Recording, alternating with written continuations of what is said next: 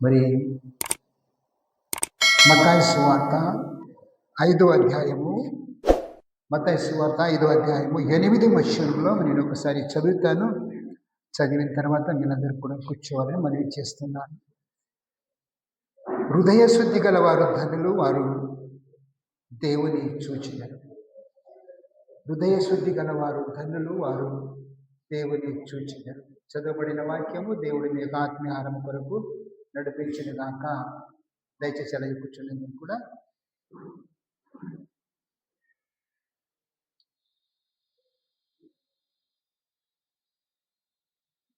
ప్రియమైనటువంటి సహోదరి సహోదరులారా, మరి సమయంలో దేవుడు మరొక్కసారి తాను ఎంత మంచి దేవుడు కదా, మంచి దేవుడైన మన దేవుడు మంచి దేవుడు. గత సంవత్సరము అనగా 2025వ దినము మొదటి దినము నుండి తిరిగి 28 అనగా డిసెంబర్ 28 తారీఖు వరకు దేవుడు తన కృపాబాహుళ్యములను దాచాడు కదా. దాచినటువంటి దేవుడు, మరి ఆ దేవుడు ఎంత గొప్పవాడు కదా. కూడి తన పిల్లలను కాపాడిన రీతిగా మమ్మలను తన కృపబాహుళ్యములు, మరి ఏ ఆటంకాలు, శోధనలు, అంధకార శక్తులు ఏది కూడా రాకుండా మనల్ని సురక్షితముగా మమ్మల్ని కాపాడుకున్నటువంటి మన దేవుడు.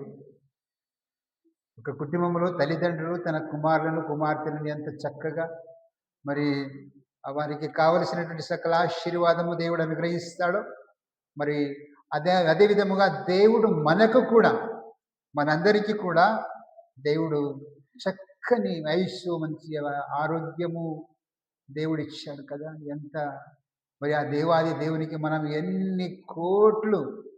ఎన్ని కోట్లు స్తుతి చెల్లించినా అది తక్కువనా ఎక్కువనా అమ్మా? ఎంతమంది తక్కువ అనేటువంటి చేతులు పైకి లేపండి. అంటే వాళ్ళకి ఎక్కువ ఉంది, మీకు తక్కువ ఉంది. వెరీ గుడ్, హల్లెలూయా. అంటే ఆయనకి ఎంత స్తుతించినా, ఎంత ఆయన ఘనపరిచినా దేవుడికి ఆ మేలు మనము తీర్చుకొని, అంటే గొప్ప దేవుడు ఆయన. గత సంవత్సరం అంతా ఎన్నెన్నో కొందరికైతే ఎన్నెన్నో రోగాలు వచ్చాయి. మరణ పడకల నుండి మనం విజయం సాధించాం. అంటే మరి గర్భఫలము కొరకు ఎదురు చూసిన వారు ఉన్నారు కదా. మరి అనేక బలహీనత కొరకు ఎదురు చూసిన వారు ఉన్నారు. ఎవరు మాకు సహాయము చేస్తారని కదా. ఇవన్నీ కూడా దేవుడు అద్భుత కార్యము చేశాడు. కనుక ఆ అద్భుత కార్యము చేసినటువంటి దేవుని మనం ఎలా చూడాలి? ఒక్కసారి నేను ఒక 5 నిమిషాలే చెప్తాను, ఎందుకంటే సమయంలో ఇద్దరు సేవకులు ఉన్నారు. ఒకసారి చూడండి. ఒకసారి హృదయ శుద్ధి గలవారు ధన్యులు.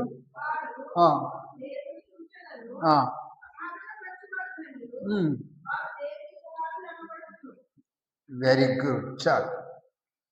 ఇక్కడ దేవుని వాక్యములు మనం గమనించినట్లయితే ప్రియ సహోదరి సహోదరులారా, చక్కగా దేవుడు సెలవిస్తున్నాడు, హృదయ శుద్ధి గలవారు ధన్యులు అని.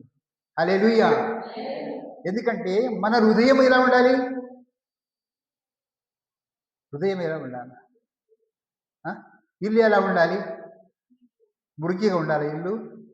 అందుకే యెరెమీయా కంటున్నాడు దేవుడు, ఒక హిజ్కియా కంటున్నాడు దేవుడు.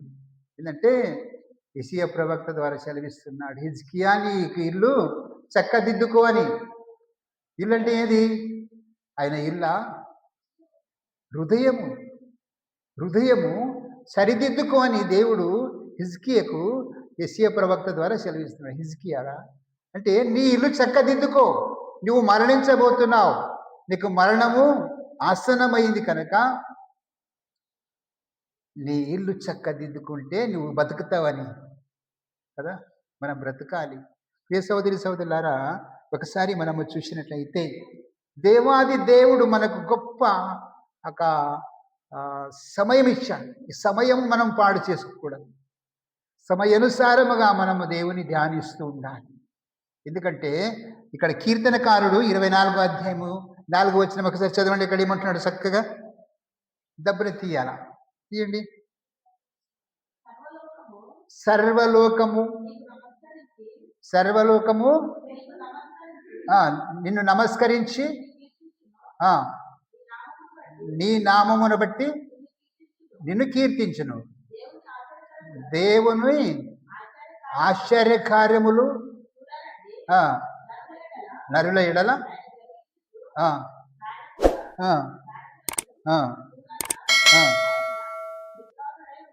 చాలు. 24వ అధ్యాయమనా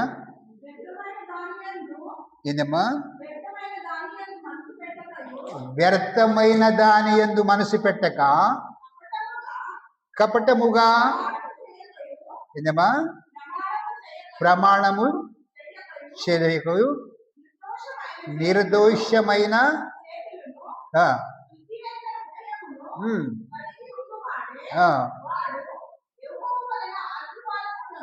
చాలు చాలు చాలు. ఎప్పుడైతే హృదయ శుద్ధి గల వారై దేవుని కార్యముల కొరకు ఎదురు చూస్తూ, దేవుడు చేసే ప్రతి కార్యముల కొరకు మరి ఎదురు చూస్తూ హృదయమును శుద్ధి చేసుకొని యెహోవా చేసిన మేలులన్నీ కూడా జ్ఞాపకము చేసుకొని ఉంటే దేవుని ఆశీర్వాదం పొందుతాడు. ఎందుకంటే దేవుని ఇక్కడ వాక్యములు ఏమంటున్నాడు, కొరింథీయులకు రాసిన పత్రికలు ఏమంటున్నాడు, నీ హృదయము దేవునికి ఆలయం ఉన్నదని నీవు ఎరగవా అని. అంటే నీ హృదయము దేవునికి కావాలి. నువ్వు అవసరం లేదా దేవునికి? నువ్వు కూడా అవసరం కదా, నువ్వు కూడా అవసరం. నువ్వు అవసరమైతేనే నీ హృదయం దేవునికి ఇవ్వగలుగుతావు. ఒకవేళ నీకు నాకు అవసరం లేదు, నీ శరీరం నాకు అవసరం లేదంటే హృదయం కూడా అవసరం లేదన్నట్టే కదా. అంటే దేవునికి మొట్టమొదటిగా మన హృదయం సమర్పించాలి. మన హృదయమును సమర్పించి మన హృదయం కడుక్కోవాలి. దేవుడు తన పరిశుద్ధ రక్తమును కలవరి శిలువను కార్చాడైన మన పాపమును భరించి శ్రమలు అనుభవించి మరి కొరడాలతో కొట్టబడి ఆ శిలువలో తండ్రి వీరు ఏమి చేయుచున్నారు, వీరు వెరగరు గనుక వారిని క్షమించమని సెలవిచ్చి తన పరిశుద్ధమైన రక్తమును కార్చి నిన్ను సంపాదించుకున్నటువంటి ఆ పరలోకపు తండ్రి ఏమంటున్నాడంటే, నువ్వు నీ సొంత కాదు అని, నేను సంపాదించుకున్నాను నేను కనుక నువ్వు నా దానవు, నువ్వు నా వాడవని సెలవిస్తున్నా. ఎందుకంటే ప్రియ సోదరులారా, మన హృదయము దేవునికి కావాలి. మన హృదయమే దేవునికి పరిశుద్ధంగా మార్చి మనము వాక్యముతో ఉతక స్నానము చేసేయాలి. మన హృదయము కడుక్కోవాలి. మన హృదయమును కడుక్కొని ఆయనకు మన హృదయమును సమర్పించాలి. అడవిలో ఉన్నటువంటి గొర్రెల కాపర్లు ఏం చేశారు? వాళ్ళు హృదయ శుద్ధి కలిగి ఉన్నారు. దేవుడు ఎప్పుడు వస్తాడు అని, మనల్ని రక్షించే నాథుడు ఎప్పుడు వస్తాడని ఎదురు చూశారు. కనుక వారి హృదయము పరిశుద్ధంగా ఉంది కాబట్టి పరిశుద్ధులకు దేవుడు ప్రత్యక్షమయ్యాడు. వారు ఆ దేవదూతని చూశారు, దేవుని యొక్క ప్రత్యక్షని చూశారు. వాళ్ళు ఇక్కడ హృదయ శుద్ధి గల వారు దేవుని చూచెదరు అని. నువ్వు దేవుని చూడాలి. మరి ప్రభు అయినటువంటి యేసుక్రీస్తు మధ్యాకాశంలో వస్తే మరి నువ్వు ఇంకా నిద్రిస్తే ప్రయోజనం అంటే నువ్వు కనులారా చూడాలి ఆయనకు. నీ యొక్క ఆత్మ పరిశుద్ధంగా మార్చబడాలి. కనుక ప్రియ సోదరులారా, మనము దేవుని బిడ్డలైనటువంటి మనమందరము కూడా ప్రభు రాకడ కొరకు మనం సిద్ధపడాలని నేను కోరుతున్నాను. చివరిదిగా మొదటి యోహాను ఒకసారి చదవండి, నేను ముగిస్తాను. మొదటి యోహాను 3వ అధ్యాయము 2-4 వచనం చదవండి. 2-3 వచనమే చదవచాలి. ప్రియులారా, ఇప్పుడు మనము దేవుని పిల్లలై ఉన్నాము. మనకిక మనం ఏమవుదుమో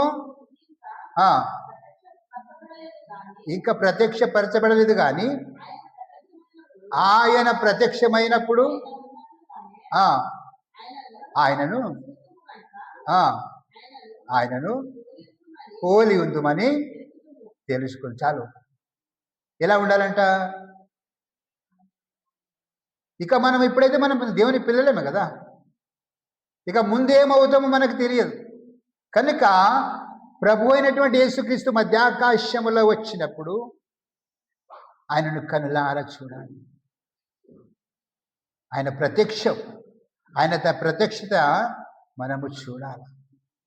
ఎందుకంటే ఎందరో మహనీయులు, ఎందరో ఆ యొక్క దేవుని భక్తులు దేవుని చూసి ఆనందించారు. మోసే చూడండి, ఏమన్నాడు మోసే? ఆయన హృదయం ఏమైనా కల్మషతో ఉండిందా? లేదు కదా. దేవుని కట్టినాడు, అడుగుతున్నాడు, దేవా నిన్ను చూడాలని, నేను ఒకసారి చూడాలయ్యా, నేను చూస్తానయ్యా అన్నాడు. కానీ దేవుడు ఏమన్నాడు? నువ్వు నన్ను చూడవు అన్నాడు. నువ్వు నన్ను చూడవు, చూస్తే చచ్చిపోతావని కదా, చస్తారని. దేవుడు అన్నాడు చివరిగా, అయ్యా నాకు నీకు మొర పెడతానయ్యా, నీకు దండం చేస్తానయ్యా, నేను ఒకసారి నేను చూడాలంటే, సరే ఒక పక్కన నీవు నిలబడని చెప్పాడు. అక్కడ నిలబడితే దేవుని వెనక భాగమే దేవుడు చూపించాడు. మోసకి వెనక భాగం చూశాడు. ఇప్పుడు మనమేమో ఎవరిని చూడాలి? ఎలా చూడాలి? దేవుని కనులార చూడాలి, ఎదురుగా నిలబడి చూడాలి. అటువంటి ధన్యత మనం పొందాలి, అటువంటి పరిశుద్ధత మనం పొందాలి. అందుకే దేవుని రాజ్యంలో పరిశుద్ధులకు మాత్రమే పరలోక రాజ్యం ఉంది, లేకుంటే లేదు. తితుకు మొదటి అధ్యాయము 15వ వచనం. అదేమా, పవిత్రులకు అన్నీ పవిత్రమై ఉన్నవి, కానీ అశుద్ధులకు అపవిత్రులకు కాదు. చాలు, వారి మనసును మనసాక్షి అపవిత్రపరచబడి ఉన్నవి చాలు. హల్లెలూయా. ఎప్పుడైతే పై మనం ఇక పై రూపమే మనం చూస్తున్నాము, కానీ లోపల ఎలా ఉందంట? అపవిత్రతో కూడి ఉన్నాం. ఆ అపవిత్రతో కూడి ఉన్నటువంటి మనకు అన్నీ కూడా అపవిత్రమే కనబడుతుంది, పరిశుద్ధులకు పరిశుద్ధంగా కనబడుతుంది. కనుక దేవునికి మాత్రము మనం ఎలా ఉన్నామో అంతా తెలిసైనది. మనం మార్చుకోవాలి, మన నడక మార్చుకోవాలి, మన పడక మార్చుకోవాలి, అన్నీ మార్చుకోవాలి. అందుకే అంటున్నాడు, ముసలమ్మ ముచ్చట్లు ఆడకూడదు అని. ముసలమ్మ ముచ్చట్లు ఆడితే ఏదైంది? నరకానికి వెళతావు, పరలోకానికి కాదు. మన మనసు మార్చుకోవాలి, మన నోరు మార్చుకోవాలి. ఇక్కడ చూడండి అందరూ, మన మనసు మార్చుకోవాలి, మన నోరు మార్చుకోవాలి కదా. మన నోరు మార్చుకొని దేవునికి పరిశుద్ధులుగా ఉండాలి. అందుకే అంటున్నాడు, నీ శరీరం అంతా బాగానే ఉంది, కానీ నోరు ఎలా ఉంది? నీ హృదయములో నుండి వచ్చే ప్రతి మాట కూడా అశుద్ధమైనది, శుద్ధమైనది కాదు. మనం ఏదైతే తింటామో అది పరిశుద్ధంగా, కానీ లోపల నుంచి వచ్చేది కూడా అపవిత్రమైనది. కనుక నీవు పరిశుద్ధురాలుగా ఉండాలి, పరిశుద్ధునిగా ఉండాలి. అప్పుడే దేవుని ప్రత్యక్షను చూస్తాం. కనుక దేవుడు ఇక్కడేమంటున్నాడంటే, దేవుని యొక్క రాజ్యము పరిశుద్ధులకు మాత్రమే, దేవుని రాజ్యము పరిశుద్ధులకు మాత్రమే అక్కడ ఉంటుంది. కనుక మనం ఎవరైతే అశుద్ధతగా ఉంటామో, అపవిత్రంగా మనం ఉంటామో, అక్కడ దేవుని రాజ్యములో, పరలోక రాజ్యములో మనకు స్థానము లభించదు. ఇది సత్యం. అందుకే యేసయ్య అంటున్నాడు, నేనే సత్యమును జీవమును మార్గమును. నేను ఎలా ఉన్నానో మీరు కూడా అలాగే ఉండండి అని కదా. ఆయన పరిశుద్ధుడు అని కెరూబులు శరబులు ప్రతిగానాలు చేస్తూ ఉన్నాయి. కానీ నువ్వు కూడా అలాగే పరిశుద్ధత ధరించుకొని ప్రభు రాకడ కొరకు సిద్ధపడాలని నేను మనసారా కోరుతూ, చెప్పబడిన కొద్ది వాక్యము మీ యొక్క ఆత్మీయహారం కొరకును, మీ దేహబలం కొరకు దేవుడు దీవించి నడిపించిన గాక. ఆమేన్.